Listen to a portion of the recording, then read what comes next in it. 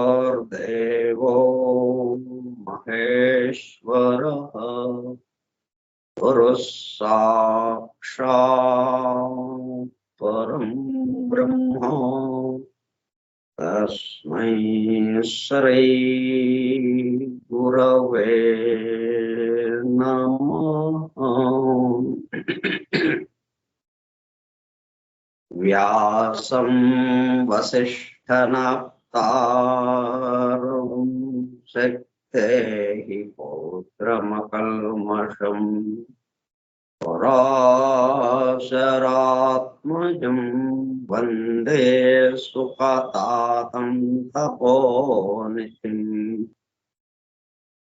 शुक्लाम्बरधरं विष्णुं शशिवर्णं चतुर्भुजं प्रसन्नवदनं ध्यायेत् सर्वविघ्नोपशान्तये। अगज आनन पद्मार्कं गजाननमहर्निशम् अनेकदं तं भक्तानां एकदन्तमुपास्महे। वक्रतुण्डमहाकाय कोटिसूर्यसमप्रभा निर्विघ्नं कुरु मे देव सर्वकार्येषु सर्वदा।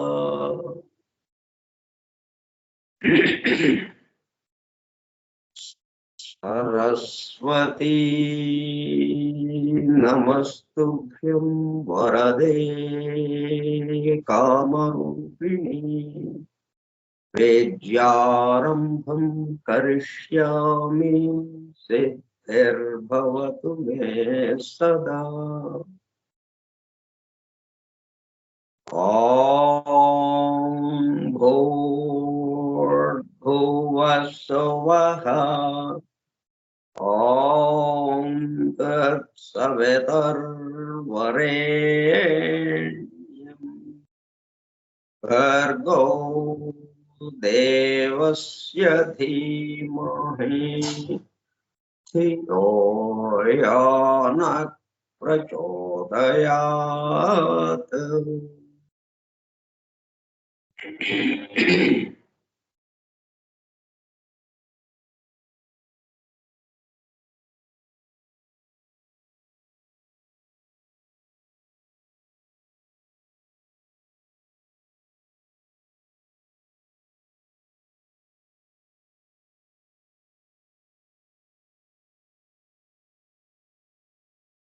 Vasudev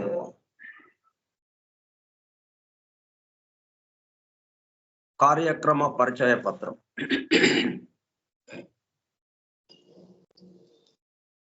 Forum for Truth Seekers, సత్యాన్వేషకుల బృందం.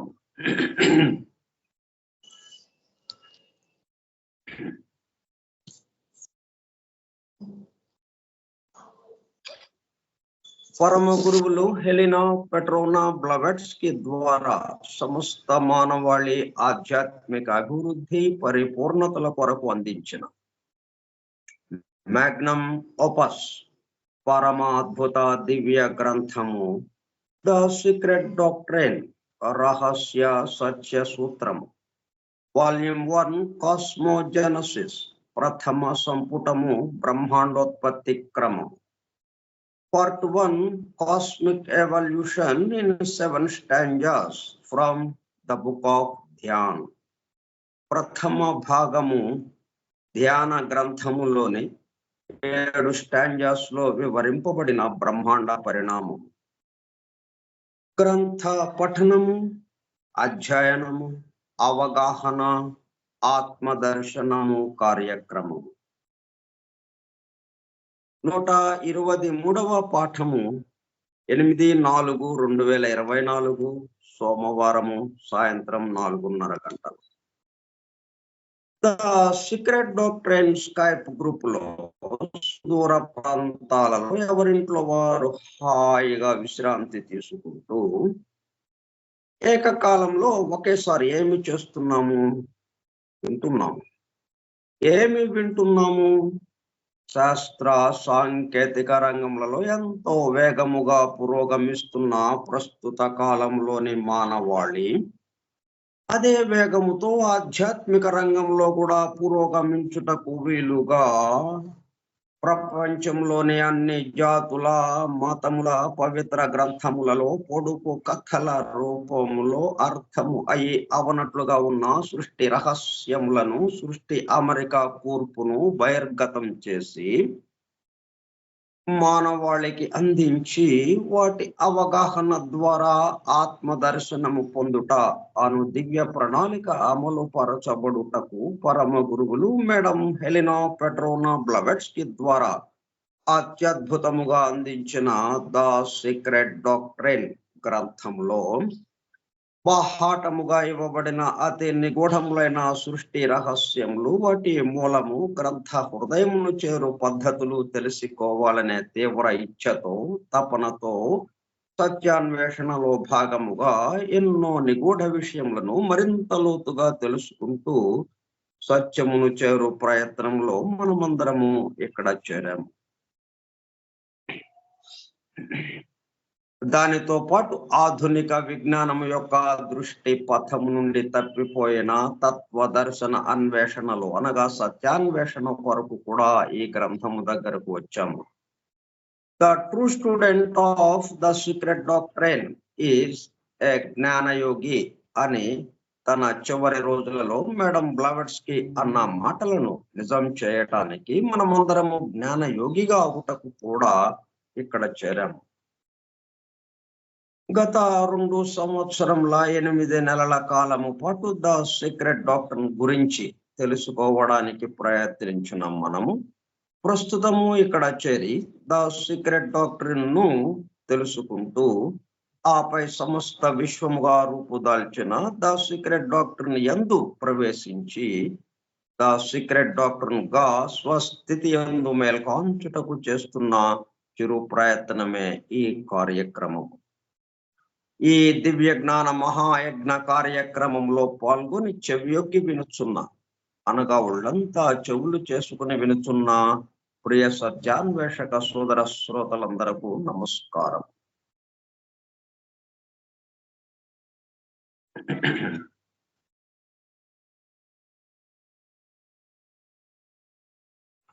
అని బెసెంట్ ప్రసాదించిన universal prayer invocation. Oh, hidden life, vibrant in every atom. Oh, hidden light, shining in every creature. Oh, hidden love, embracing all in oneness. May each who feels himself as one with thee No, he is also one with every other.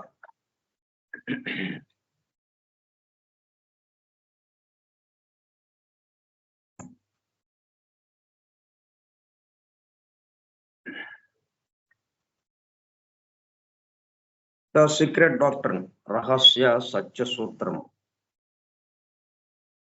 అధ్యయనం మొదలు పెట్టుకుని మనం దాదాపుగా సంవత్సరం కావస్తుంది. క్రితం సంవత్సరం ఏప్రిల్లో ప్రారంభించుకున్నాం. మొదటి స్టాంజాలోనే మొదటి శ్లోకంతో ప్రారంభించుకున్నాం. ఇప్పటికీ 6 శ్లోకాలు పూర్తయినాయి. ఈ సంవత్సరంలో 7వ శ్లోకాన్ని మనం అధ్యయనం చేస్తున్నాం. 7వ శ్లోకం 2 భాగాలుగా ఇవ్వబడింది. మొదటి భాగానికి సంబంధించిన విషయాలు చెప్పుకుంటున్నాం. The causes of existence had been done away with. The causes of existence. ఇక్కడ ఉనికి ఉంది, ఇక్కడ మనకి తెలుస్తుంది అంటే అది ఎఫెక్ట్. ఎఫెక్ట్ అంటే దానికి తప్పనిసరిగా కాజ్ ఉంటుంది. కాజ్ లేకుండా ఎఫెక్ట్ అవకాశమే లేదు. రెండు కలిసి ఉంటాయి. రూపము జీవము ఎలాగ కలిసి ఉంటాయో, రూపం లేకుండా జీవం లేదు, జీవం లేకుండా రూపం లేదు. నేను జీవం తెలియాలి అంటే రూపం ఉండాలి, అయితే జీవం తెలియదు. మనకు అనుభూతికి రావడమే కానీ దాన్ని మనం తెలుసుకోలేము. రూపం ద్వారానే తెలుసుకోగలుగుతాం. అలాగే కారణము ద్వారానే కార్యాన్ని మనం తెలుసుకోగలుగుతాం. మనకి తెలిసేది కార్యము, తెలియకుండా మనకి రహస్యంగా దాగి ఉండేది కారణము. అలాగే మనకి తెలిసేది రూప జగత్తు, రూపము, ఫామ్. అది మనకి నిగూఢంగా రహస్యంగా దాగి ఉండి దానిని నడుపుతున్నటువంటి జీవము మనం చూడలేము దాన్ని. అటువంటి ఎగ్జిస్టెన్స్ ఏదైతే ఉందో అది ఇక్కడ ఉండడానికి ఉనికికి కారణమైనటువంటి కొన్ని had been done away with. మొత్తం కారణాలన్నీ తొలగించబడగా. ఇప్పుడు మనం దేని గురించి చెప్పుకుంటున్నాం? ప్రళయ స్థితికి సంబంధించి. సృష్టి స్థితి అంటే యాక్టివిటీ నెమ్మదిగా రెస్ట్ లోకి ఎలాగ వెళ్ళింది, సృష్టి స్థితి ప్రళయ స్థితిలోకి ఎలాగ వెళ్తుంది, ఇది తెలుసుకుంటూ ఉన్నాం.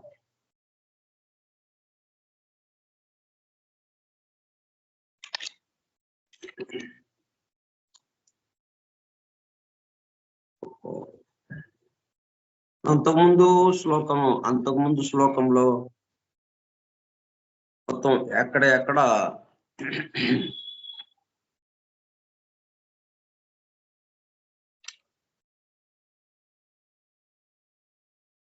వాటి కార్యకలాపాలు నిలుపుదల చేయబడి స్తంభింపబడినవి అని చెప్పుకున్నాం.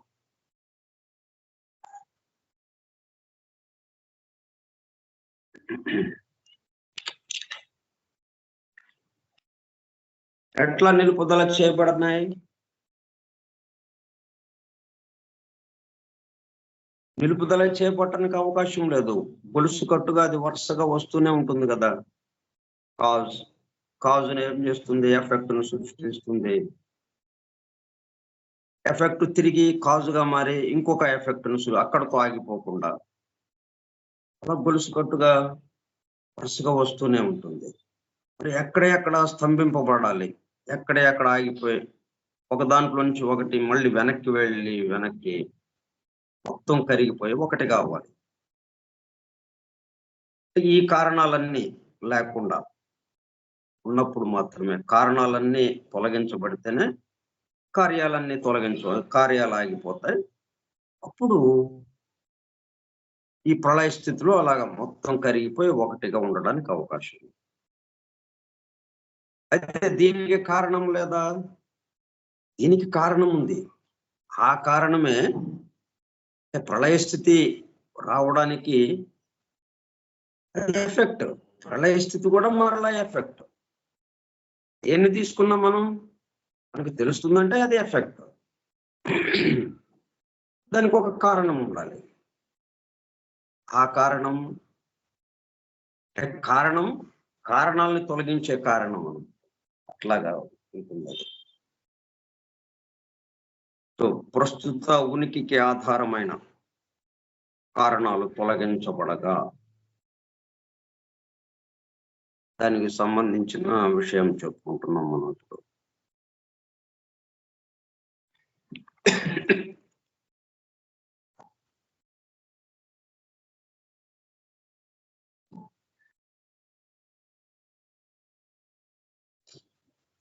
దానికి సంబంధించి కామెంటరీలో వ్యాఖ్యానం దీనికి ఇవ్వబడింది, వివరణ, అది చదువుతున్నాం.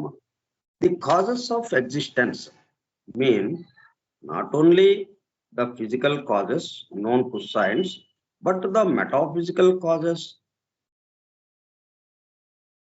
మనకి ఏదైనా రెండు రకాలుగా కనిపిస్తుంది. ఒకటి భౌతికంగా మనకి తెలిసిన దాని దగ్గర నుంచి వెతుకుతూ పోతూ ఉంటాయి.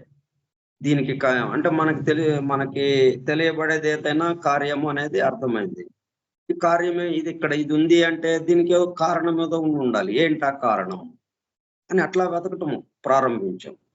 అది సైన్స్ గా దాన్ని చెప్పుకుంటూ, శాస్త్రముగా, భౌతిక శాస్త్రముగా చెప్పుకుంటూ శాస్త్రవేత్తలు అలాగా కొనసాగిస్తున్నారు వాళ్ళ యొక్క పరిశోధన. అట్లా ఒక్కొక్క కారణం దగ్గర నుంచి, ఎఫెక్ట్ నుంచి కారణానికి వెళ్ళి అది కారణము అని అనుకుందామంటే మళ్ళీ అది ఎఫెక్ట్ అయిపోయింది. అది ఇంకొక కారణం యొక్క ఎఫెక్ట్ గా అక్కడ నిలబడింది. మనకి మొట్టమొదటిగా తెలిసిన దాని యొక్క కారణముగా అది ఉంటే దాని దగ్గరికి వెళ్ళి ఏంటండి అని అంటే నేను కాజ్ అండి, నేను ఎఫెక్ట్ నండి అంటుంది. ఇప్పుడు కాజ్ ఎక్కడండి, ఇంకా వెనక్కి వెళ్ళండి.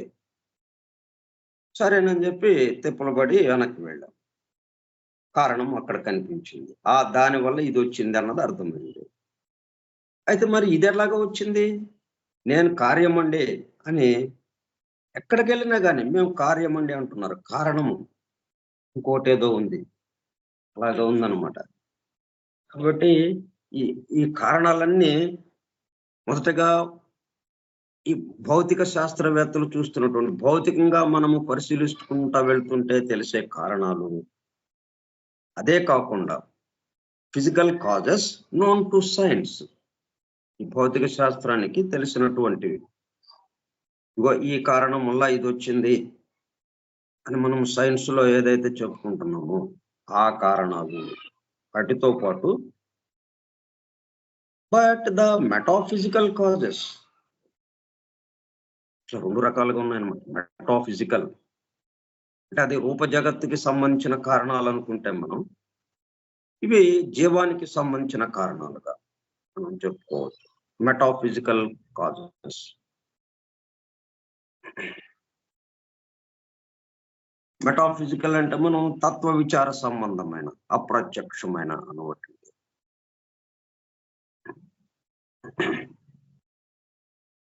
Logically examined or confirmed by observation.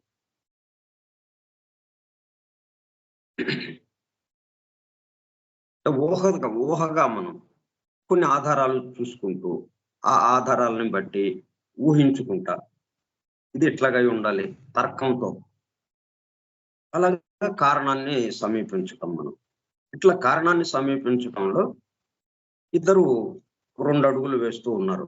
ఒకళ్ళు భౌతికంగా ఉన్నటువంటి రూప జగత్తుకి సంబంధించి ఆ కార్యం నుంచి కారణానికి ప్రయాణం చేయటం ఒకటి. అయితే ఇది భౌతికంగానే కాకుండా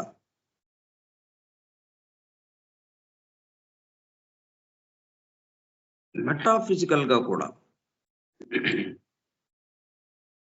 జీవం నుంచి కూడా వస్తున్నటువంటి కారణం. ఇట్లా ఈ 2 రకాలుగా అయినటువంటి కారణాలు. వాటిల్లో ఈ మొత్తానికి సంబంధించి ప్రధానమైనది ఏమిటి కారణము? The chief of which is the desire to exist. నేను ఇక్కడ ఉండాలి, నేను ఉండాలి ఇక్కడ అన్న కోరిక, తాను పెక్కులు కావాలి అన్న కోరిక. అది ప్రథమ సంకల్పం, అది మొట్టమొదటి కారణం, ఆది కారణం అంటాం. ఇంకా అక్కడి నుంచి దానికి కారణం మళ్ళీ ఇంకా ఆయనే, కాబట్టి ఆయనే కారణంగా ఉన్నాడు, ఆయనే కార్యముగా అయిపోయాడు. ఇంకా అక్కడి నుంచి విడిపడుతూ మనకి దేనికి దానికి విడివిడిగా ఉన్నట్టుగా మనకి తెలుస్తుంది. కానీ అక్కడికి మూలం దగ్గరికి వెళ్ళేటప్పుడు కల్లా కారణము కార్యము కలిసిపోయింది. కారణము తనే, కార్యము తనే. అది చీఫ్ ఆఫ్ విచ్, ప్రధానమైనటువంటి మూలమైనటువంటి కారణం. Desire to exist, an outcome of nidana and maya. ఎందుకని అలాగా వచ్చింది అంటే ప్రేరణ కలిగించేది. ప్రేరణ కలిగించేది అనమాట. ఏంటవి? నిదానం. బౌద్ధ సంప్రదాయంలో 12 రకాలైనటువంటి కారణాలు చెప్పుకొచ్చారు. ఇట్లాగే ఈ ఉనికి, ఇదంతా, ఈ సృష్టి అంతా ఇలాగా నిలబడింది అంటే, ఇలాగ విశ్వం అంతా ఆవిర్భవిస్తుంది అంటే, అలాగే మానవ ఆవిర్భావము, ప్రతిదీ కూడా మన ముందు ఎన్ని జరుగుతున్నాయి అంటే వీటికి మూలమైన కారణాలు 12 ఉన్నాయి. అవి వాటి ద్వారా ఇవన్నీ అవి కారణాలుగా ఉంటూ ఇవి కార్యాలను సృష్టిస్తూ ఉంది అని 12 నిదాన అని చెప్పారు. వాటి గురించి మనము ఆ 12 ఏంటి అనేది ఒకసారి చూద్దాం.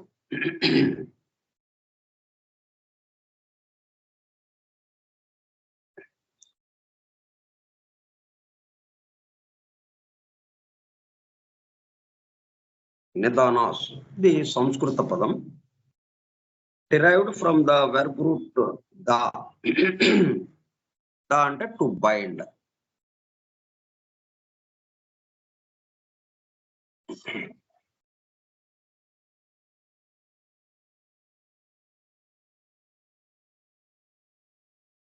నిర్బంధించటం, బాధ్యునిగా చేయటం. ని అంటే డౌన్, అంటే అపరిమితం నుంచి, ఉన్న స్థితి నుంచి ఇంకొక స్థితిలోకి వెళ్ళటం, అపరిమితమైనటువంటి స్థితి నుంచి పరిమితమైనటువంటి స్థితిలోకి రావటం. ని అంటే డౌన్, ని దా. అప్పుడు ఎప్పుడైతే మనము పరిమితమైన దానిలోకి వచ్చేస్తున్నామో నిర్బంధించినట్టుగా అయిపోయింది. ఎందుకంటే మనకి సరిహద్దులు ఏర్పాటు చేసినట్టు అయిపోయింది. ఒక గదిలో ఉన్నామంటే ఆ గది వరకు మనం పరిమితం, ఒక దేహంలో ఉన్నామంటే దేహం వరకు పరిమితం, మనం నిర్బంధించినట్టయింది దేహంలో. ఈ దేహం నుంచి పక్కకి వెళ్ళటానికి లేకుండా అయిపోయింది. మనం మొత్తం ఇంత చోటు ఉంటే, ఇంత చోటులో మనము ఎట్లా పెడితే అలాగే చోటంతా విహరించడానికి మనకు అవకాశం లేదు. ఒక దేహం పరిమితంగా నిర్బంధించటం అయింది. దాన్ని నిదాన అని ఆ పదంతో చెప్పారు అనమాట. ఆ పదంలోనే అక్కడ ఉన్నటువంటి విషయం ఏంటో అర్థమయ్యేటట్టుగా ఆ అక్షరాలను అలాగ కూర్చారు. ఆ అక్షరాలను అలా కూర్చేటప్పుడు కల్లా మొత్తం భావాన్ని ఆ అక్షరంలో తనలో నింపుకుంది. అది నిదాన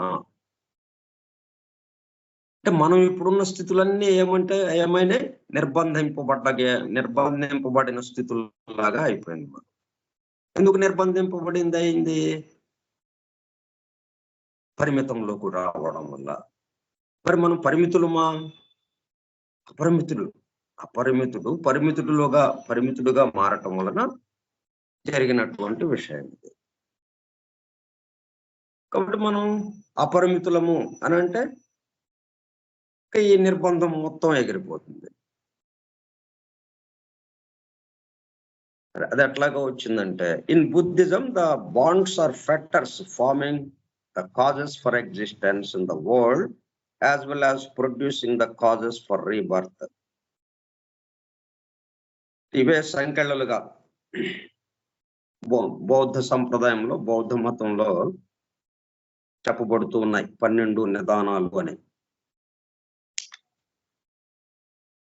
సంఖ్యలు, ఫెట్రస్ అంటే సంఖ్యలు నిర్బంధించడం, సంఖ్యలు వేయటం. మన ముందర మరి పరిమితము అంటేనే సంఖ్యలు వేయబడ్డ వాళ్ళము అని. సంఖ్యలు వేసినప్పుడు ఎలా పడితే అలా లేదు. ఆ సంఖ్యలు ఎవరైతే వేశారో వాడికి అనుకూలంగా తిరుగుతూ ఉండాల్సిందే అన్నట్టుగా చాలా పరిమితమైనటువంటి స్థితిలోకి వచ్చేసాం. ఎట్లా వచ్చాము అలాగా అంటే producing the causes for rebirth, పునర్జన్మ, జనన మరణాలకి కారణమైపోతుంది. జనన మరణాలకి కారణమైనప్పుడల్లా మిగతా అన్ని దీంట్లోకి వచ్చేస్తున్నాయి. మరణించడం, జన్మించము అంటే జననము ఉంది అంటే మరణము తప్పనిసరి అయిపోతుంది. మరణించామంటే అక్కడతో ఆగట్లేదు, అది మళ్ళీ జననానికి దారి తీస్తుంది. ఇట్లాగా చక్రం లాగా అయిపోయింది మన పరిస్థితి, చక్రగతి అయిపోయింది.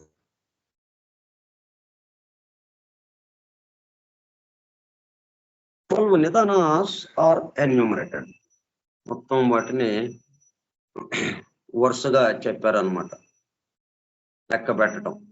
ఎన్యూమరేటెడ్ మొత్తం 12గా ఉన్నాయి. ఇవి జాగ్రత్తగా చూసుకుంటే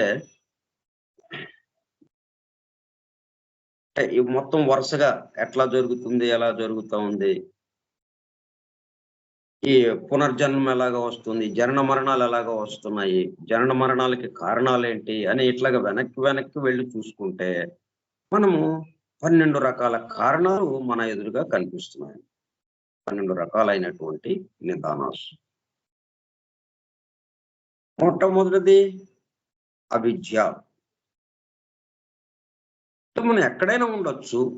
విద్య ఉంటే, విద్య అంటే స్వస్థితి, తన గురించిన విషయం తెలిసి ఉండడం,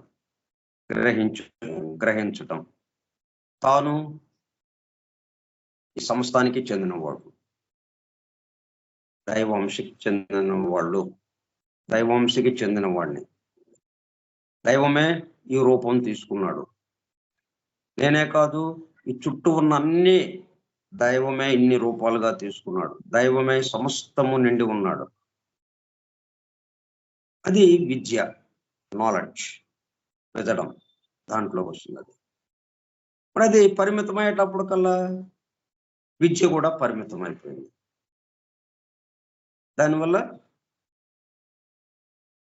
మొట్టమొదటిగా ఏంటి, మనము పరిమితులము, మన అసలైన స్థితి మరపుకు వచ్చేసింది. అది మిగతా వాటన్నిటికీ ఇక దారి ఇచ్చినట్టు ఎక్కడైనా ఉండొచ్చు. ఉన్న చోట విద్య ఉంది అంటే, నాలెడ్జ్ ఉంది అంటే, మన స్వస్థితి గురించిన అనుభూతి ఉంది అంటే, ఎక్కడున్నా మనకి ఇంకేముంది ఇబ్బంది. అది లేకపోవటం వల్ల అవిద్య, నాన్ నాలెడ్జ్ అంటే యూజువల్లీ రెండర్డ్ ఇగ్నరెన్స్. దానికి సామాన్యంగా ఏంటంటే ఇగ్నరెన్స్, అజ్ఞానము.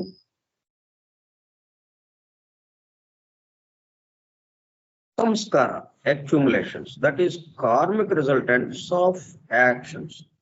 ఇప్పుడు మనం పనులు చేస్తున్నాం, ఎట్లా చేస్తున్నాం, అవిద్యతో చేస్తున్నాం,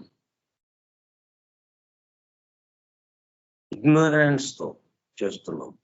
అంటే మన స్వస్థితి ఏమిటి అనేది మరపుకు వచ్చిన తర్వాత మనము పరిమితమైన వాళ్ళము, ఈ దేహానికి పరిమితమైన వాళ్ళము అన్నట్టుగా ఆ పరిమిత స్థితిలో ఉండి పనులు చేసేటప్పుడు కల్లా ఆ పనులు కూడా పరిమితమైనటువంటి దీనిగా మారిపోయి అవి మనల్ని బంధిస్తున్నాయి. ఇట్లా ఒకదానికొకటి దానికి తోడ్పడినట్టు అవుతా ఉందన్నమాట. మొట్టమొదటగా అవిద్య. అవిద్య ఎక్కడికి తీసుకెళ్ళింది, మనం చేసే పనులకి అవి మనల్ని బంధించేటట్టుగా చేసింది. ఆ పనుల ఫలితాలు నా కోసం చేస్తున్నాం అన్నదయింది. అదే అవిద్య లేకుండా విద్య ఉంటే మన దగ్గర సృష్టించిన వాడి కోసం చేస్తున్నాం, నా చుట్టూ ఉన్న వాళ్ళ కోసం చేస్తున్నాను, నా ద్వారా జరుపబడుతుంది, నేను చేయటం కూడా లేదు, మళ్ళీ నా ద్వారా జరుపబడుతున్నాయి, సృష్టించిన వాడి కోసం ఇదంతా జరుగుతుంది అన్న దాంట్లోకి వెళ్ళిపోయేవాళ్ళం. విద్య మనకి మన స్వస్థితి గురించిన అనుభూతి మనకు ఉంటే అట్లా భావం వచ్చేది. మరి మన దగ్గర అది లేదు. ఆ విద్య ఉండేటప్పుడు కల్లా ఇది నా చేస్తున్నాను అన్నది వచ్చేస్తుంది. దాంతో దాని ఫలితాలు మనల్ని బంధిస్తున్నాయి. కర్మ ఫలాలు ఎవరైతే చేశారు అని అనుకుంటున్నారో వాళ్ళ దగ్గరికి వస్తాయి. ఎవరి కోసం చేశారో అని అంటే అటు వెళ్తాయి. నాకు ఎవరి కోసం చేశారు అన్నదే పని ఫలితం. పని ఫలితం ఏం చూస్తుంటుంది? ఎవరి కోసం చేశారండి ఈ పని? నా కోసం. సరే, ఫలితం మీ దగ్గరికి వస్తున్నామండి. ప్రత్యేకంగా వాళ్ళని పిలవక్కర్లా. కర్మఫలాన్ని మనం ప్రత్యేకంగా ఆహ్వానించక్కర్లేదు. నా కోసం అన్నమా వెంటనే వచ్చేస్తుంది. ఇది సృష్టించిన వాడి కోసం చేస్తున్నానండి, అయితే అది మొత్తానికి వెళ్ళిపోతుంది. యూనివర్స్ మొత్తం సమస్త విశ్వానికి సంబంధించిన దాంట్లో వెళ్ళిపోతుంది, ఇంకా మన దగ్గరికి రాదు. కాబట్టి అవిద్య వల్ల మనకి మొట్టమొదటగా ఏం చేసాం, మనం చేసే పనులు ఎలా చేయాలో తెలియాల మనకి. కార్మిక్ రిజల్టెంట్స్ ఆఫ్ యాక్షన్స్ అంటే సంస్కారాలుగా వచ్చేస్తున్నాయి మనకి. ఆ ఇగ్నోరెన్స్ వల్ల, అవిద్య వల్ల నా కోసమని మనం పనులు చేయటంతో అవి సంస్కారాలుగా మనలో మరలా అది ఇంకొక దానికి ప్రేరేపించేటట్టుగా, మరలా ఆ పనికి చేయటానికి ప్రేరణ కలిగేటట్టుగా, ప్రేరేపించేటట్టుగా అలాగే సంస్కారాలుగా మనలో విత్తనాలుగా, బీజాలుగా మనలో అవి స్థిరపడుతూ ఉన్నాయి. అక్యుములేషన్స్, దట్ ఈస్ పోగుబడుతున్నాయి అన్నమాట మొత్తం. Accumulations, that is karmic resultants of actions, కర్మఫలాలు. విజ్ఞాన, డిసర్న్మెంట్, తెలివిగల తెలుసుకోవటం. అంటే ఈ తెలుసుకోవడం ఏంటి? ఈ భౌతిక ప్రపంచం సంబంధించి, ఈ పరిమితమైన విషయాలకి సంబంధించి ఇక్కడ మనం సుఖం పొందడం ఎట్లాగా అని. నేను మన స్వస్థితి గురించి తెలుసుకోవడం కాదు. స్వస్థితి గురించి తెలుసుకోవడం అనే దాంతో అయిపోతే అక్కడతో ఆగిపోయేది. ఇంకా మరలా డిజైర్ టు ఎగ్జిస్ట్ అనే దాంట్లోకి వచ్చేది కాదు. The Namarupa, the name and form, that is the personality. షడాయాతన, ఇవన్నీ ఏంటంటే మనం రీబర్త్కి అంటే ఎక్కడ ఆగకుండా ఆ చక్రంలో వరుసలో పునరపి జననం, పునరపి మరణం అని మనకి ఎలాగైతే ఉన్నాయో శ్లోకాలు, పునరపి జననం, పునరపి మరణం, ముందుకు తోసుకుంటా వస్తూ ఉందండి, ముందుకు తోస్తుంది మనల్ని. ఇవి మనకి కారణాలుగా నిదానాస్. ఇప్పుడు ఈ నిదానాస్ అన్ని ఏమైనాయి? తొలగించబడ్డాయి. ఎందుకని? ప్రళయ స్థితిలోకి వెళ్ళటానికి. అవే ఈ నిదానాసు తొలగించబడకుండా ఉంటే మనం వీటితో ఉండిపోతాం. ప్రళయ స్థితిలోకి వెళ్ళే అవకాశం లేదు, ఇక విశ్రాంతికి వెళ్ళే అవకాశం లేదు. అందుకనే ఈ కారణాలన్నీ తొలగించబడ్డాయి. తొలగించబడగా ప్రళయ స్థితికి వెళ్ళాలి అంటే ఈ కారణాలన్నీ తొలగించబడుతున్నాయి. అయితే ఈ కారణాలు తొలగించబడడం ఏమవుతుంది? తాత్కాలికమవుతుంది. అంటే అక్కడ వరకు ఆ ప్రళయ స్థితి పూర్తయ్యేదాకా అలాగా తొలగించబడ్డట్టు ఉంటుంది. ఎక్కడ దాకా స్తంభించిపోయినాయి కాబట్టి కార్యకలాపాలు. మరలా సృష్టి స్థితి రాగానే ఇవన్నీ మామూలు అయిపోతాయి. ఇవన్నీ మళ్ళీ మేల్కొంటాయి. ఈ 12 నిదానాలతోనే మరలా ఈ చక్రంలోకి వచ్చేస్తాం. పునరపి జననం పునరపి మరణం అని. ఇది రాకూడదంటే రావాలి, కానీ ఎట్లా రావాలి? విద్య కాకుండా విద్యతో రావాలి. మొట్టమొదటిది ఒక్కటే మనం మార్చుకోవాల్సింది. మొట్టమొదటిది ఎప్పుడైతే అవిద్య అని వచ్చిందో ఆ అక్షరంతో మొదలైంది. దాంతో పరిమితం అయిపోయింది. విద్య దాంతో అపరిమితం అయిపోయాం. ఇక్కడే ఉంటాం.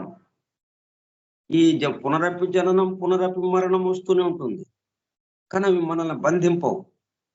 మనం ఒక ఆటలాగా ఇక్కడ తిరుగుతూ ఉంటాం ఆనందంతో.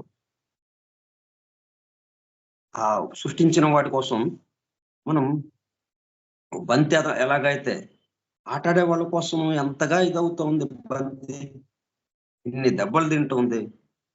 బ్యాట్తో కొడుతుంటే వాడు విసిరేవాడు విసురుతుంటే తను మెలకుండా కాసేపు పక్కన కూర్చుందాం అనుకుంటుంది బంతి. అట్లా ఉండనిస్తారా? విసిరి కొడుతున్నాడు వాడు. విసిరి కొడితే బ్యాట్తో దాన్ని మళ్ళీ తిరిగి కొడుతున్నారు. విసురుతున్నారు ఒకళ్ళు, బ్యాట్తో దాన్ని కొడుతున్నారు.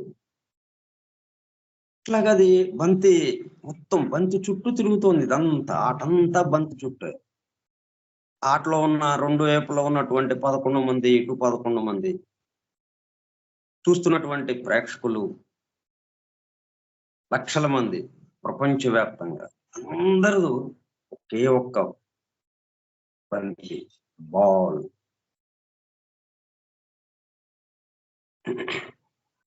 అయితే ఆ బంతి ఇదిగో వీళ్ళ కోసం నేను ఇక్కడ ఉన్నాను, ఎంత ఆనందంగా అది కూడా ఆడుకుంటా ఉంది చక్కగా ఆనందంగా. ఇట్లాగా మనం విద్యతో మొదలు పెడితే ఇక్కడే ఉంటాం.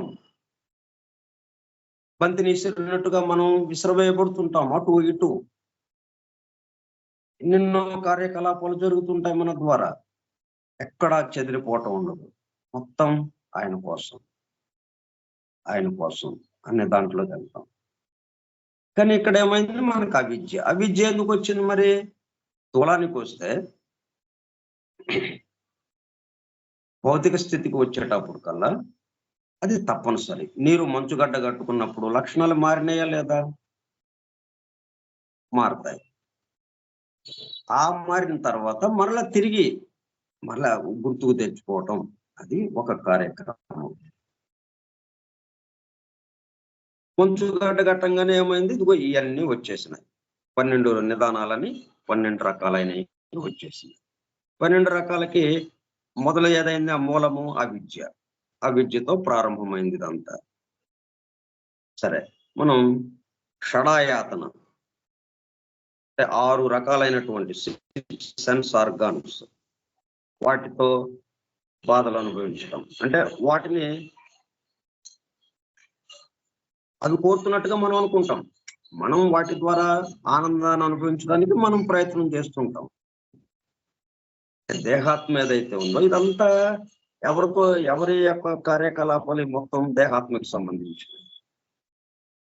సెన్స్ ఆర్గాన్స్, స్పర్శ, టచ్, కాంటాక్ట్ విత్ ఆబ్జెక్ట్స్, వేదన, సెన్స్ పర్సెప్షన్, తృష్ణ, తీరని దాహం, లాంగింగ్ ఆర్ అటాచ్మెంట్స్, ఉపాదాన, clinging or grasping for earth life, clinging or grasping. ఉపాదాన అంటే మరలా మరణించిన కారణ శరీరంలో ఉండగా మరలా కిందకి దిగాలి, ఈ భూలోక జీవితాన్ని అనుభవించాలి అన్నట్టుగా భూలోకానికి వెళ్ళాలి అన్న ఆలోచన. భావ, becoming in the sense of causing to be born, మరలా జన్మించాలి అని. జరా మరణ, ఓల్డ్ ఏజ్ అండ్ డైయింగ్. జాత, birth, that is being Born on earth. ఇట్లా మనం 12 నిదానాలు. అట్లాగే మాయా. మాయా అంటే మా అంటే మెషర్, అంటే కొలతలకి అందేది. కొలతలకి అందుతుంది అంటే అర్థం ఏంటి? పరిమితం అయిపోయింది అని. అపరిమితముగా కొలతలకి అందనిది ఏదైతే ఉందో అది పరిమితం అయిపోయింది స్థూలానికి వచ్చేటప్పటికల్లా. ఈ రెండింటి వల్ల ఏమైంది? నిదాన అండ్ మాయ.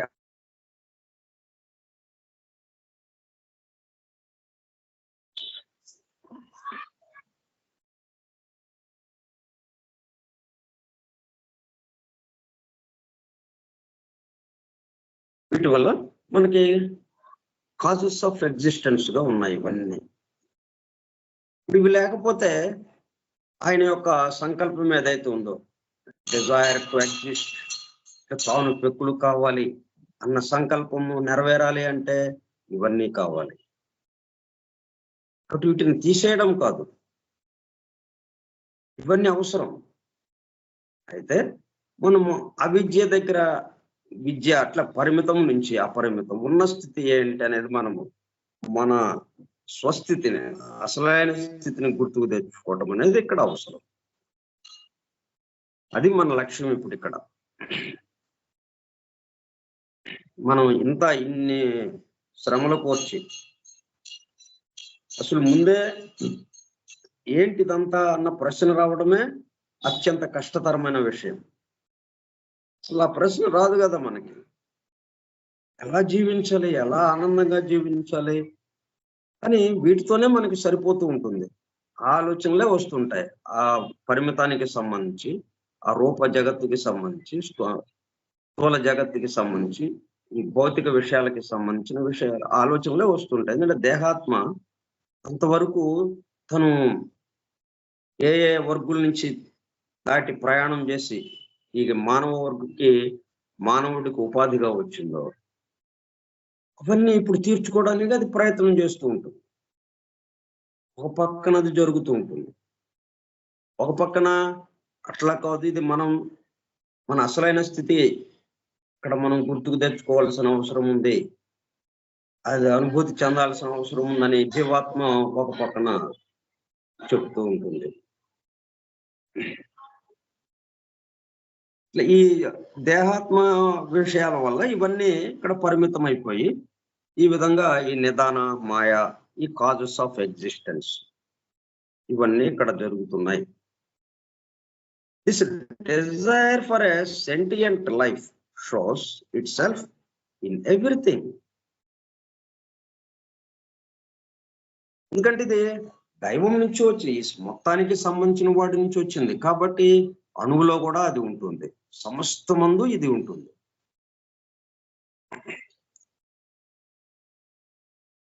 సెంటియంట్ అంటే సెన్షంట్ అంటాం దాన్ని. సెన్షంట్, SENTIENT, సెన్షంట్ అంటే చైతన్యం గల, సచేతనమైన, that can feel, having feeling.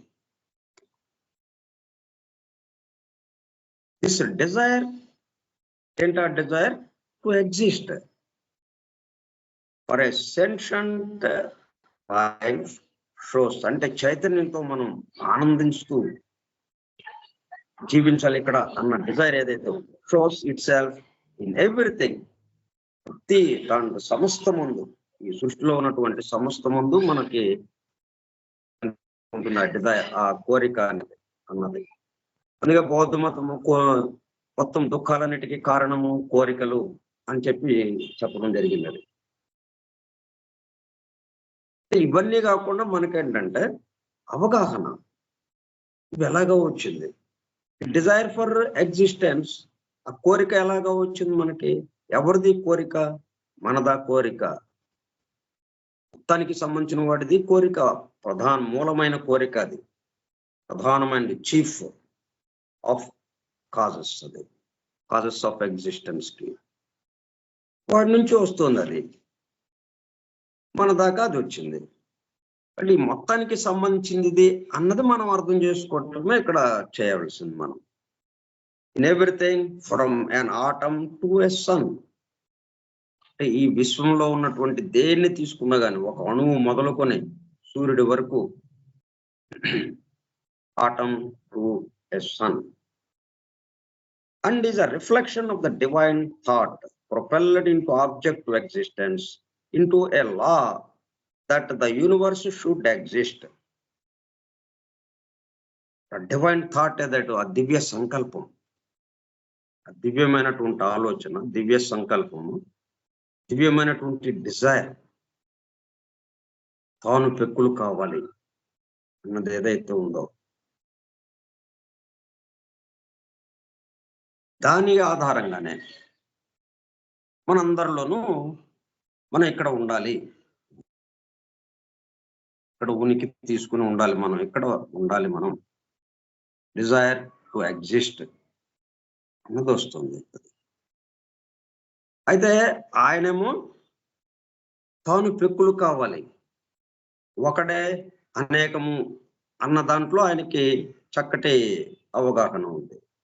మన దగ్గరకు వచ్చినప్పుడు కల్లా పెక్కులయ్యాం. ఈ పెక్కులైంది ఎవరు? తానే కదా, ఒకడే కదా పెక్కులైంది. అనేకమైంది ఎవరు? ఏకముగా ఉన్నది ఎవరైతే ఉన్నారో వాడే అనేకముగా అయ్యారు అన్నది ఇక్కడ మొట్టమొదటిగా ఏం జరుగుతుంది. అట్లాగా మళ్ళీ నేరుగా ఆ భావంలోకి వచ్చాం అనుకోండి, అసలు ఈ గొడవ ఏం లేదు కదా, ఆటే లేదు, బంతి అక్కడ ఉంటుంది, అటు 11 మంది ఇటు 11 మంది కూర్చుని కబుర్లు చెప్పుకుంటూ ఉంటారు.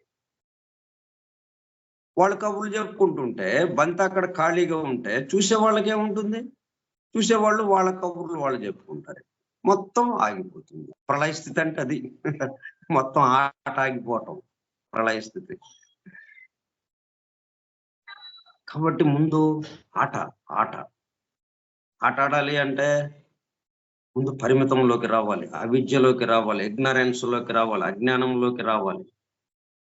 అందుకే స్థితి భేదం చేత మనకి అజ్ఞానం మనతో పాటు వచ్చేస్తుంది.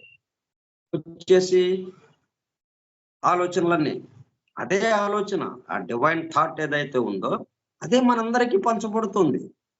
సూర్యకిరణాలు, సూర్యుడి యొక్క కిరణాలు అందరికీ సమానంగా పంచబడుతుంది. అందరం సమానంగా తీసుకోవటం లేదు. మనం జ్వరం వచ్చినప్పుడు దాన్ని భరించలేడు, ఎండవేడిని భరించలేడు. అలాగే చలి దేశాల్లో ఉన్న వాళ్ళు అంత వేడిని భరించలేరు. కొంతవరకు అయితే భరించగలుగుతారు, కానీ అంత వేడిని భరించలేరు. మరి అందరూ సమానంగా దాన్ని తీసుకోవటం లేదు. అట్లాగే మనం ఈ స్థితి భేదం చేత ఆ డివైన్ థాట్ ఏదైతే ఉందో తాను పెక్కులు కావాలను, ఏకము అనేకము అవుట. కాబట్టి ఇక్కడ మనం అనేకము ఉన్నాము, అనేకము ఒకడే ఇన్నిగా మారాడు అన్న భావన మనకి రాకుండా ఎవరికి వాళ్ళంగా ఉన్నాము ఇక్కడ.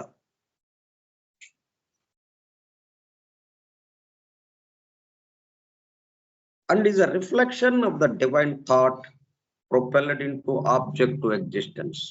అది ఎక్కడికి తోసుకుంటూ వచ్చింది? విమానాన్ని ఎట్లాగైతే ముందున్న చక్రాలు ప్రొపెల్లర్స్ ఎలాగైతే నెట్టుకుంటూ విమానాన్ని గమ్యస్థానం చేరుస్తుందో, అట్లాగా డివైన్ థాట్ మనని నెమ్మదిగా ఆబ్జెక్ట్ టు ఎగ్జిస్టెన్స్ లోకి తీసుకొచ్చింది.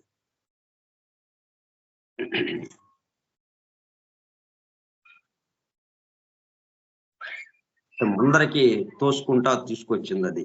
ఏది? ఆ డివైన్ థాట్, ఆ దివ్యమైనటువంటి సంకల్పం, దివ్య సంకల్పం తాను పెక్కులు కావాలి అన్నది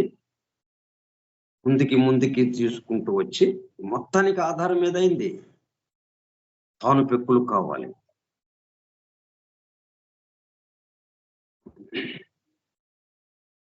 ఇప్పుడు ఇవన్నీ ఆగిపోయింది కదా, తాను పెక్కులు కావాలి అన్నది. ఇవన్నీ కారణాలన్నీ పడ్డాయి. ఇక్కడ కారణాలన్నీ ఆగిపోయినాయి. కాబట్టి ఇక్కడ ఏమైంది? ప్రళయ స్థితిలోకి వెళ్ళిపోతుంది మొత్తం. ప్రళయ స్థితికి తీసుకువెళ్లే కారణం పనిచేస్తుంది ఇప్పుడు. అది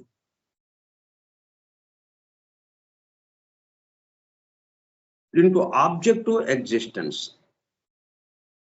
అంటే పరిమితమైనటువంటి ఈ స్థూల జగత్తుకి సంబంధించినటువంటి ఉనికిలోకి మనము తీసుకురాబడ్డాం. డివైన్ థాట్ అట్లాగే కిందకు వచ్చేస్తే ఇది ఆబ్జెక్టివ్ ఎగ్జిస్టెన్స్ అయ్యేది, సబ్జెక్టివ్ ఎగ్జిస్టెన్స్ అయ్యేది. మనం చక్కటి అనుభూతితో అక్కడ నిలబడి ఉండేవాళ్ళం, ఎక్కడ ఏమీ తేడా లేకుండా. మొత్తం నేనే ఉంది, సమస్త ముందు నేనే ఉన్నాను.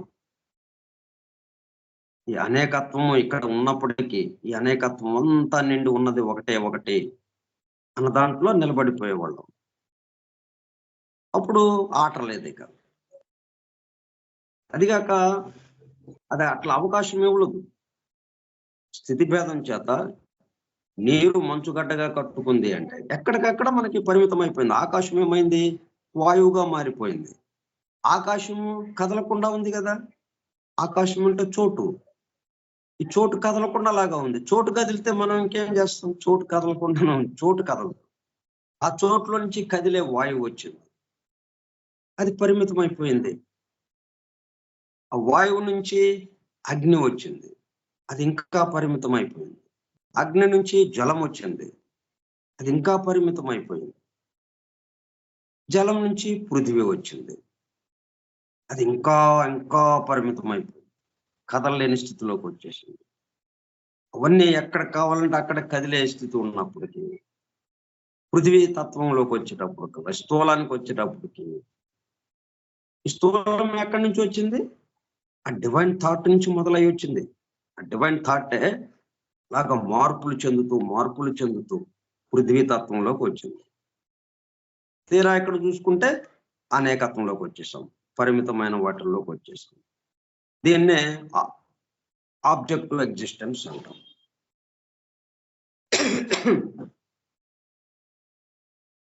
ఇప్పుడు ఇక్కడ మనం పరిస్థితుల్లోకి వెళ్ళాలి అంటే మళ్ళీ ఈ కారణాలన్నీ, ఈ పృథ్వీ తత్వము జలతత్వంలో కలిసిపోవాలి, జలతత్వము అగ్నితత్వంలోకి, అగ్నితత్వం వాయుతత్వంలోకి, వాయుతత్వము ఆకాశతత్వంలోకి, ఇంకా ఆకాశం ఒక్కటే ఉంటుంది అన్నట్టుగా.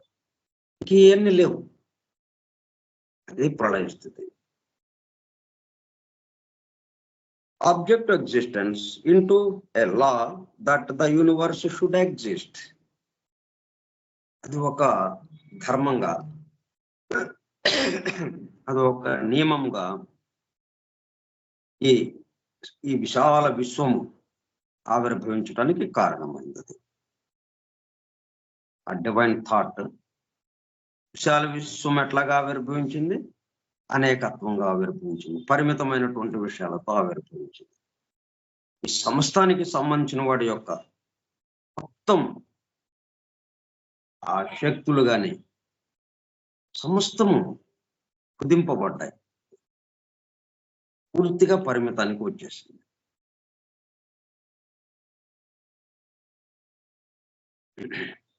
Universe should exist. According to esoteric teaching, the real cause of that supposed desire, ఎక్కడైనా కానీ మనం ఒకటి ఇక్కడ ఉంది అంటే ఇది ఉండాలి అని ఏదో కోరిక ఒకటి ఉండకపోతే, డిజైర్ లేకపోతే ఇది ఇక్కడ ఉండడానికి అవకాశం లేదు. మనం ఇక్కడ అధ్యయనం చెప్పుకుంటున్నామంటే చేసుకోవాలనే డిజైర్, కోరిక ఫస్ట్ బయలుదేరింది. ఆ డిజైర్ లేకపోతే ఈ అధ్యయనమే లేదు, ఈ కార్యక్రమమే లేదు. అసలు ఈ కార్యక్రమం మనం ఇలాగా చేసుకుంటున్నామంటే డిజైర్.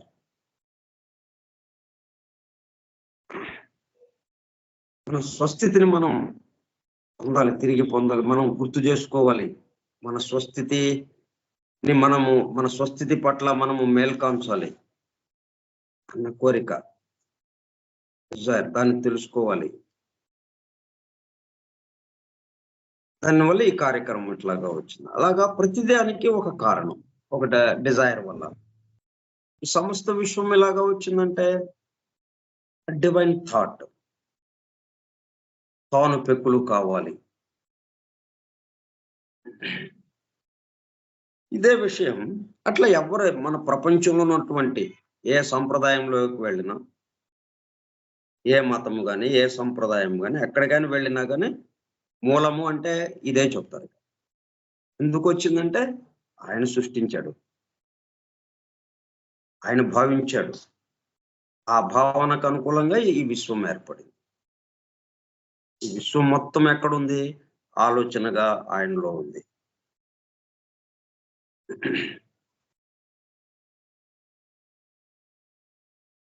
మనం నిద్రలో ఉన్నప్పుడు మనకు తెలిసిన మొత్తం మనతో పాటు మన భావనలో ఉంది, మన ఆలోచనలో, మన మనస్సులో.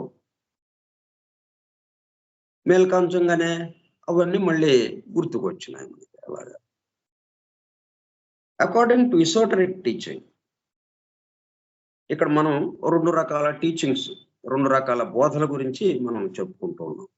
ఒక రకం బోధేమో ఇప్పటి వరకు ప్రపంచవ్యాప్తంగా ఇన్ని యుగాల తరబడి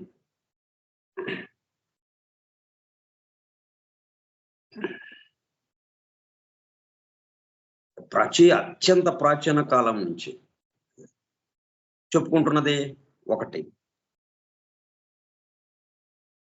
దానికి సంబంధించి ఎసోటరిక్ టీచింగ్, దాంట్లో అంటే అవన్నీ ఎట్లాగా చెప్తున్నారు, మనకి ఆ లోపల ఉన్నదాన్ని అలాగా దాచేసి బాహ్యంగా కొద్ది కొద్దిగా మనకి అందిస్తూ రావడం, పొడుపు కథల రూపంలో, సంకేతాల రూపంలో, నేరుగా మనకి అర్థమయ్యేటట్టు చెప్పకుండా అట్లా చెప్పుకుంటూ వస్తున్నారు అవన్నీ. అది ఒక పద్ధతిలో ఇంతవరకు వచ్చింది. ఇంకా ఈ సీక్రెట్ డాక్టర్ రావడానికి ముందు నుంచి ఎసోటరిక్ టీచింగ్ ఒకటి ప్రారంభమైంది. దాంట్లో నిగూఢముగా, రహస్యముగా, గుప్తముగా దాగి ఉన్న విషయం ఇది. అంటే ఇప్పుడు వరకు రూపానికి సంబంధించే మనకి చెప్పుకుంటూ వచ్చారు. రూప జగత్తుకి సంబంధించే ఫార్మ్ అండ్ లైఫ్, ఇది ప్రధానంగా మనం గుర్తుపెట్టుకోవాలి. ఈ రెండింటితోనే మనం, అంటే మనకు ఒక పనిముట్లులాగా అనమాట అవి. ఆ రెండు పనిముట్లతో మనం ఇంకా ఎక్కడికి వెళ్ళినా కానీ ఏ పనైనా చేయగలుగుతాం. మీరు ఇదే ఈ పని చేయండి అంటే ఈ 2 పనిముట్లు చాలు మనకి. ఆ 2 పనిముట్లతోనే ఆ వస్తువుని తయారు చేస్తాం, ఈ శిల్పాన్ని తయారు చేస్తాం అన్నట్టుగా అనమాట. ఏ పనికైనా కానీ అన్నట్టుగా ఆ 2 పనిముట్లు చాలా ముఖ్యమైనవి. ఫామ్ అండ్ లైఫ్, రూపము, జీవము. ఇట్లా రూపానికి సంబంధించే మనకి చెప్పుకుంటూ వచ్చారు. దాంట్లో నిగూఢంగా దాగి ఉన్న జీవానికి సంబంధించి అది ఉపదేశ దీక్ష అందుకున్న వాళ్ళకి మాత్రమే అందించారు. అది అట్లాగా ఇప్పటి వరకు వచ్చింది ఈ ఎసోటరిక్ టీచింగ్. ఇప్పుడు దాన్ని ఏం చేశారు, బాహాటంగా మొత్తం అందరికీ అందేటట్టుగా ఉపదేశ దీక్షలు ఇలాగేం లేదు, ఇక అందరికీ అందుబాటులోకి తీసుకొచ్చారు. దాన్ని కూడా తత్వశాస్త్ర బోధ ఇది. దీని ప్రకారం according to esoteric teaching, the real cause of that supposed desire, అంటే ఏదో డిజైర్ టు ఎగ్జిస్ట్ అని అంటున్నాం కదా, మూలమైన కారణంకి వెళ్ళినా కానీ అక్కడ డిజైర్ టు ఎగ్జిస్ట్, నేను ఉండాలి, నేను ఉనికిని కలిగి ఉండాలి. నేను ఉండాలి అంటే ఉన్నవాడు ప్రత్యేకంగా ఉండాలని ఇంక అక్కర్లేదు కదా. ప్రత్యేకంగా అనుకుంటున్నాడంటే అది పరిమితం అయిపోతుంది. పరిమితంలోకి వచ్చేస్తున్నాడు, ఆబ్జెక్టివ్లోకి వచ్చేస్తున్నాడు, ఆబ్జెక్ట్ ఎగ్జిస్టెన్స్ లోకి వస్తున్నాడు. కాబట్టి రియల్ కాజ్, అసలైన యథార్థమైనటువంటి కారణం ఏంటి, of that supposed desire and of all existence remains for ever hidden. అంటే అది రహస్యంగా, నిగూఢంగానే దాగి ఉంటుంది. ఎందుకని, అది మనతో పాటే ఉంది కాబట్టి దాన్ని మనం అనుభూతి చెందటమే కానీ దాన్ని తెలుసుకోవడం ఉండదు. కాబట్టి తెలుసుకోవడం అనేటప్పటికల్లా అది పరిమితం అయిపోతుంది. మనం ఏదైనా కానీ తెలుసుకోవడానికి ప్రయత్నించామా అది పరిమితం అయిపోతుంది. అది నేను ఒకటే, తత్వం, అదే నీవై ఉన్నావు. ఇంకా అక్కడ అది తెలుసుకున్నాము, అని అట్లా ఉంటుంది. కానీ అదే నేను అన్న దాంట్లోకి అనుభూతిలోకి రావాలి. మనం తత్వం అన్న దాంట్లోకి రావాలి మనం. And of all existence remains forever hidden, and its first emanations are the most complete abstractions mind can conceive. కాబట్టి రియల్ కాజు మొట్టమొదటిది ఏదైతే ఉందో అంటే తాను పెక్కులు కావాలి, అది మనకి తెలిసేది కాదు. దాని తర్వాత నుంచి మనం ఏమైనా గ్రహించగలం కానీ, ఎందుకంటే దాని తర్వాత అంతా ఏమైంది, అనేకత్వంలోకి వచ్చేసింది. కాబట్టి అది మనకి కొంత తెలుసుకోవడానికి అందుబాటులోకి వస్తుంది. మొట్టమొదటిది రియల్ కాజ్ ఏదైతే ఉందో మూలానికి సంబంధించింది, ప్రారంభానికి సంబంధించింది, అది మాత్రం ఈడెన్ గానే ఉంటుంది, దాగి ఉంటుంది, రహస్యముగా దాగి ఉన్నట్టే ఉంటుంది. అది అది ఎప్పుడు రహస్యము విడిపడుతుంది, అది అనుభూతి చెందినప్పుడు.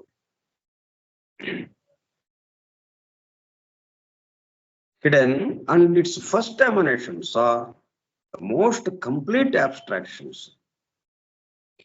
ఆ తాను పెక్కులు కావాలి అన్న మొట్టమొదటిది ఏదైతే ఉందో అక్కడ నుంచి దాని యొక్క ఎమనేషన్స్ ఏవైతే ఉన్నాయో దాని యొక్క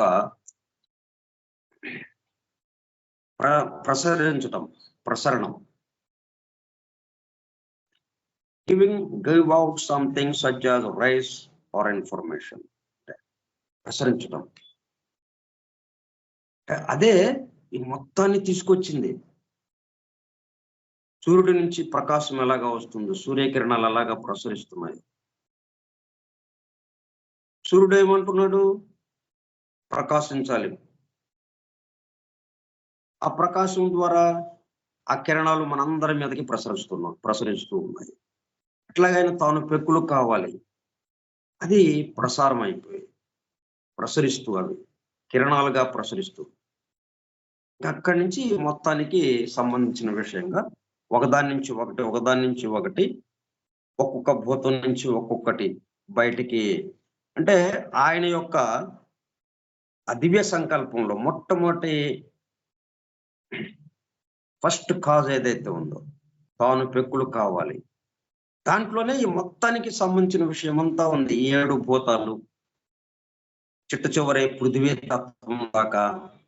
ఈ పృథ్వీ తత్వంకి వచ్చినప్పుడు ఇక్కడ పరిస్థితులు ఎలాగా ఉంటాయి, మరలా ఆ మర్చిపోయిన దాన్ని గుర్తు చేసుకోవడం ఎట్లాగా, తన స్వస్థితిలోకి ప్రవేశించడం ఎట్లాగా, ఇవన్నీ కూడా దాంట్లో కలిసిపోయి ఉన్నాయన్నమాట.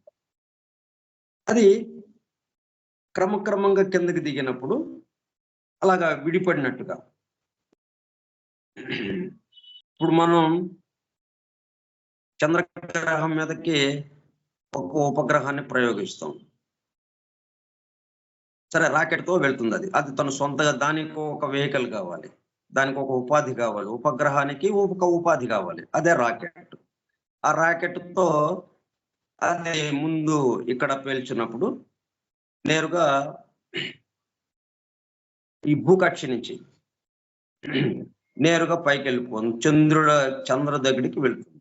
ఆ తర్వాత చంద్రకక్షలోకి తిరగటానికి చంద్రుడి చుట్టూ తిరగాలి కదా, లేకపోతే ఇంకట్లా స్ట్రైట్ గా వెళ్ళిపోతుంటుంది నేరుగా, ఇంకా అటు ఇటు వెళ్లకుండా. కాబట్టి చంద్రుడి చుట్టూ తిరగాలి. కాబట్టి చంద్రుడి మీద దిగాలి అంటే ముందు చంద్రుడి చుట్టూ తిరుగుతూ ఉండాలి.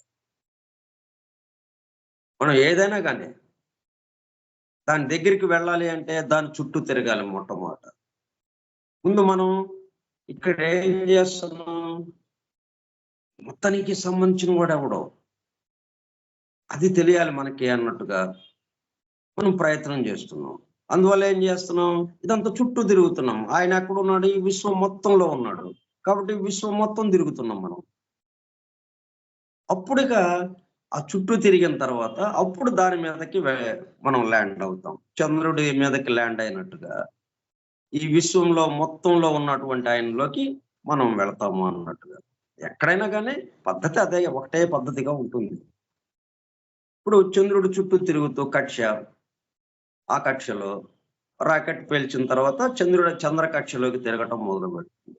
మళ్ళీ ఇంకో రాకెట్ పేల్చిన తర్వాత అది నెమ్మదిగా నేల మీద, ఆ చంద్రుడి యొక్క నేల మీదకి దిగుతుంది. చంద్రగ్రహం యొక్క నేల మీదకి దిగుతుంది. అది దిగిన తర్వాత ఇక అన్ని ముడుచుకుని ఉన్నాయి. అప్పుడు మొత్తం ప్యాకింగ్ చేసినట్టుగా ఉన్నాయి. ఇక ఒక్కొక్కటి దాంట్లో ఉన్న పరికరాలన్నీ మరి బయటికి రావాలి, బయటకు వచ్చి వాటి పనులు చేయాలి. ఒక్కొక్కటి ఇక అంతవరకు మనకి ఉపగ్రహం ఒక్కటిగానే ఉన్నట్టు అనిపిస్తుంది. ఆ ఒక్కటిలో ఉన్నటువంటి భాగాలన్నీ బయటకు వస్తాయి. ఇప్పుడు అట్లాగా ఆ దివ్య సంకల్పం ఏదైతే ఉందో, తాను పెక్కులు కావాలి అన్నది, ఆ సంకల్పంలో మొత్తం ఉన్నాయి. ఈ విశ్వము, ఈ పృథ్వీ స్థితికి రావటం, ఈ స్థూల జగత్తుకి రావటం, ఇక్కడ ఉన్నటువంటి అనేక విషయాలు ఇవన్నీ ఇక నెమ్మదిగా అలా విచ్చుకుంటున్నాయి అన్నమాట. And according to esoteric teaching, the real cause of that supposed desire and of all existence remains forever hidden. ఎక్కడి నుంచి మూలం బయలుదేరుతుందో అది మాత్రం మనకు అందుబాటులోకి రాదు. ఎందుకంటే అదే మనం కాబట్టి. నది సముద్రం గురించి ఎంత తెలుసుకున్నా సముద్రం ప్రవేశించింది, సముద్రంలోకి వెళ్ళిపోయింది. ఇక సముద్రం లేదు, ఇక నది లేదు అక్కడ. అది హిడెన్ అంటే అది మనం అయి ఉన్నాం కాబట్టి. వేరువేరుగా ఉన్నప్పుడు సముద్రము నది వేరువేరుగా ఉన్నాయి కాబట్టి నది సముద్రం గురించి చెప్పొచ్చు, సముద్రము నది గురించి చెప్పొచ్చు. అట్లాగే ఇదంతా మొత్తం ఈ మూల కారణం, రియల్ కాజ్, యథార్థమైనటువంటి కారణం ఏదైతే ఉందో, supposed desire and of all existence remains for ever hidden. ఎప్పటికీ అది రహస్యంగానే, గుప్తంగానే ఉంచబడుతుంది. రియల్ కాజ్ అన్నది మాత్రం. And its first emanations. అయితే అక్కడి నుంచి ప్రారంభించింది మాత్రం మనందరికీ తెలుస్తుంది. ఆ ప్రసారం అంతా కూడా, ఆ కిరణాలు ప్రసరించటం are the most complete abstractions mind can conceive. మనం దాన్ని అందుకోగలుగుతాం, మనం దాన్ని గ్రహించగలుగుతాం. ఎందుకంటే అక్కడి నుంచి ఏమైంది, మనం ఎందుకు గ్రహించగలుగుతున్నాం? అనేకత్వాన్ని గ్రహిస్తున్నాం కాబట్టి, అనేకత్వంలో ఉన్నాం కాబట్టి. ఏకత్వంలో ఉంటే ఇంకా గ్రహించడం లేదు, ఏకత్వంగా అలా ఉండిపోతుంది. మనం ఉన్న స్థితి ఏంటి ఇప్పుడు? అనేకత్వ స్థితి. కాబట్టి అనేకత్వానికి అనేకత్వమే తెలుస్తుంది కానీ ఏకత్వం తెలియడానికి అవకాశం లేదు. అందుకనే అది హిడెన్ గా ఉండిపోయింది, రహస్యముగా ఉండిపోయింది. అదే మనమైనప్పటికీ. మిగతా విషయాలు మనం రేపు చెప్పుకుందాం. స్వస్తి ప్రజాభ్యః పరిపాలయంతాం న్యాయేన మార్గేణ మహిం మహిషాః. ఓ బ్రాహ్మణేభ్య శుభమస్తు నిత్యం. లోకా సమస్తా సుఖినో భవంతు. లోకా సమస్తా సుఖినో భవంతు. లోకా సమస్తా సుఖినో భవంతు. ఓం శాంతి శాంతి శాంతి. ఓపికగా ఉన్నటువంటి సోదర సత్యాన్వేషక బృందమునకు ధన్యవాదములు. Thank you all.